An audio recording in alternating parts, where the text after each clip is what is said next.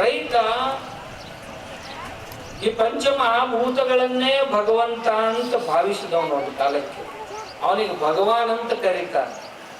ಬ ಅಂದ್ರೆ ಭೂಮಿ, ಗ ಅಂದ್ರೆ ಗಗನ ಆಕಾಶ ತತ್ವ, ವ ಅಂದ್ರೆ ವಾಯು ತತ್ವ, ಆ ಅಂದ್ರೆ ಅಗ್ನಿ ತತ್ವ, ನ ಅಂದ್ರೆ ನೀರು ತತ್ವ. ಇವು ಐದು ಕೂಡೇ ದೇವರಾಗಿದ್ದು. ಇವು ಐದನ್ನು ದೇವರಂತಾನೆ ಭಾವಿಸಿದ್ದ.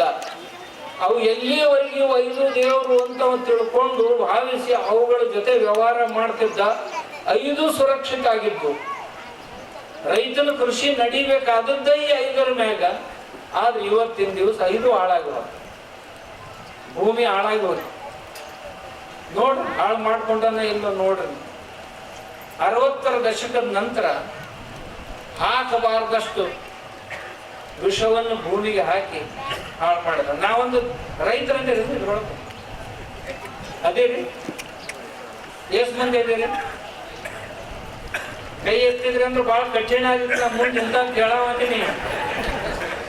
ನೀವೆಲ್ಲ ಕೈ ಎತ್ತಿರಿ, ಹೌದಾ?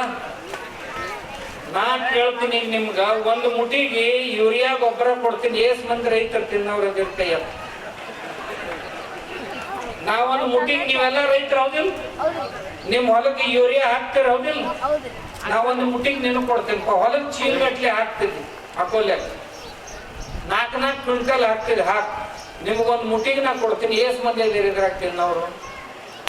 ಕೈ ಹತ್ರಿ. ಒಬ್ರು ಇಲ್ಲ.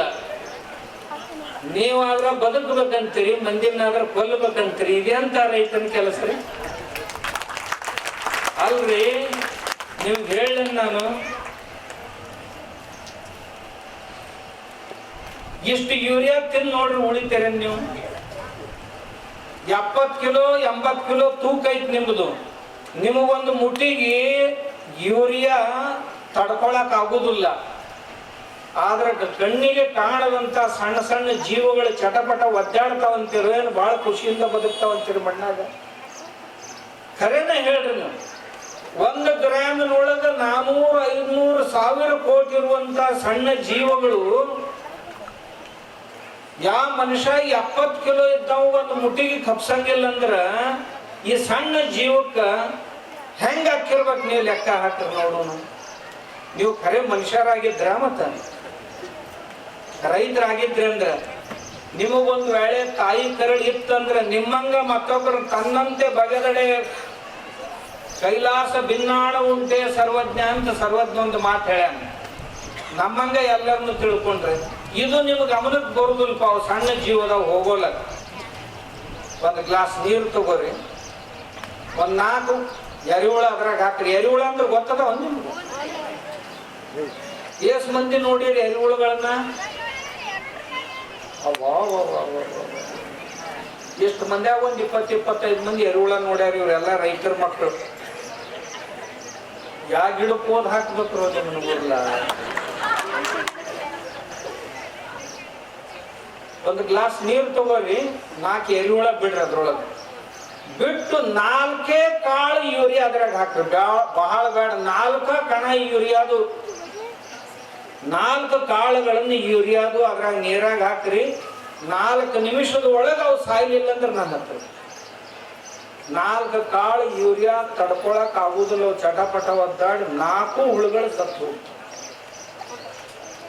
ಆದ್ರ ಯಾವ ಎರೆಹುಳುಗಳು ವರ್ಮೀಸ್ ಅಂತ ಕರಿತೀವಿ ನಾವು, ನಮ್ಮ ಭೂಮಿಯನ್ನು ಉಳಿಸಿದ್ದು 3 ಪ್ರಕಾರದ ಎರೆಹುಳುಗಳು.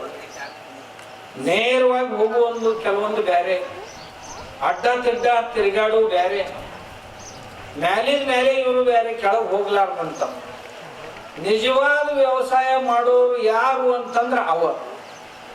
ನಿನಗೆಷ್ಟು ಬೇಕಪ್ಪ? ಗೇಣು ಮಣ್ಣು ಬೇಕು. ಗೇಣಿನ ಕೆಳಗೆ ನಿನ್ನ ಯಾವ ಬೆಳೆಗಳ ಬೇರುಗಳು ಗೇಣಿನ ಕೆಳಗೆ ಹೋಗುದಿಲ್ಲ. ಆದ್ರೂ ಮೊಳಕಾಲ್ ಮಠ ನೆಗಲಿ ಇಳಿಸ್ತಿದ್ವಿ. ಯಾಕೆ ಇಳಿಸ್ತಿದ್ ನನಗೆ ಗೊತ್ತಿಲ್ಲ. ನಿನಗೇನು ಸಿಕ್ಕ ಅವ್ರ ಮನೆ ಹಾಳು ಮಾಡಕ್ಕ. ಯಾರು ತಮ್ಮ ವಸಾಹತುಗಳನ್ನ ಕೆಳಗೆ ಕಟ್ಕೊಂಡಾರಲ್ಲ ಭೂಮಿಯೊಳಗ, ಭಾಳ ಗಟ್ಟುಮುಟ್ಟು ಮನೆ ಕಟ್ಕೊಂಡಿರ್ತಾವು. ಉದ್ದ ಅಡ್ಡ ಛೇದ ಮಾಡಿ ಅದ್ರೊಳಗೆ ನೀರು ಗಾಳಿ ಎಲ್ಲವನ್ನೂ ತಗೊಂಡು ತೆಳಗೆ ಹೋಗ್ತಾವು. ಹೋಗಿ ಒಳಗಿರುವಂತ ಜೀವಾಣುಗಳಿಗೆ ಆಹಾರ, ನೀರು, ಗಾಳಿ ಎಲ್ಲ ಸಿಗುವಂಗ ವ್ಯವಸ್ಥೆ ಮಾಡ್ತಿರ್ತಾವು. ಏನು ಕೆಲಸ ಇಲ್ಪ, ನಿನಗೊಂದು ಗೇಣಿನ ಕೆಳಗೆ ಏನು ಕೆಲಸ ಇಲ್ಲ. ಆದ್ರೂ ಮೊಳಕಾಲ್ ಮಠ ಹಡ್ಡಿ ಅವಕರ ಮನೆಗಳನ್ನೆಲ್ಲ ನೇಗಲ ಹೊಡೆದು ಉದ್ಧ್ವಸ್ತ ಮಾಡಿ ಭಾಳ ಚಲೋ ಆತ್ರಿ ಹೊಲ ಅಂತ ಬಂದು ಮಲ್ಕೋತಿಯಲ್ಲ ನೀನು. 1000 ಜನ್ಮದೊಳಗು ನಿನ್ನ ಕ್ಷಮ ಮಾಡಬಾರ್ದು. ಅವ್ರು ಯಾರ ಮನೆ ನೀ ಕೆಡಿ ಹಾಳು ಮಾಡಿ ಬಂದಿಯಲ್ಲ ಅವರು. ನಿಮ್ಮ ಮಗ್ಗಂದವ್ರ ಮನೆಗೆ 2 ಕಲ್ಲಿ ಕೈ ಹೆಚ್ಚಿ ನೋಡ್ರಿ, ನಿಮ್ಮನ್ನು ಬಿಡ್ತಾರನ? ಆದ್ರೆ ಅವ್ರ ಮನಿನ ಉದ್ಧ್ವಸ್ತ ಮಾಡಿದ್ರಿ ನೀವು, ಅವ್ರ ವಸಾಹತನ್ನ ಉದ್ಧ್ವಸ್ತ ಮಾಡಿದ್ರಿ. ಅದರಿಂದ ಏನೂ ಲಾಭ ಇಲ್ಲ ನಮಗ್ ಗೊತ್ತಿಲ್ಲ ಅವ್ರ ಕೆಳಗದಾರ, ಅವ್ರ ಮನೆ ಹಾಳು ಮಾಡಕತ್ತೀವಿ ಅನ್ನೋದ ನಮಗ್ ಬಹಳ ಮಂದಿಗೆ ಗೊತ್ತಿಲ್ಲ. ನಮಗದ್ರ ಅವಶ್ಯಕತೆನೂ ಇಲ್ಲ. 7-8 ಇಂಚಿನ ಕೆಳಗ ಬೇಸಾಯ ಮಾಡುವ ಅವಶ್ಯಕತೆ ಯಾವ ರೈತನಿಗೂ ಇಲ್ಲ. ಯಾವನೊಬ್ಬ ಶಾಣೆ ಬಂದು ಹೇಳ್ತಾನೆ, ಇವ ಹಾಕ್ತಾನೆ, ಹಾಕಿ ಅವ್ರ ಜೀವನಾನ ಹಾಳು. ಅಲ್ರಿ, ರೈತನ ಆಸ್ತಿ ಅಂದ್ರೆ ಯಾರು? ರೈತನ ಆಸ್ತಿ ಅಂದ್ರೆ ಜೀವಾಣುಗಳು, ಸೂಕ್ಷ್ಮ ಜೀವಾಣುಗಳು. ಅವು ಎಷ್ಟು ಸಾವಿರ ಪ್ರಕಾರದ ಜೀವಾಣುಗಳು ಭೂಮಿಯೊಳಗದಾವ. ನಿನಗೆ ಯೂರಿಯಾ ಬೇಕು, ತಕ್ಷಣ ಎದ್ದು ಬಿಡ್ತಾವ. ಅವೆಲ್ಲ ಜೀವಾಣುಗಳಲ್ಲಿ 2 ಪ್ರಕಾರ,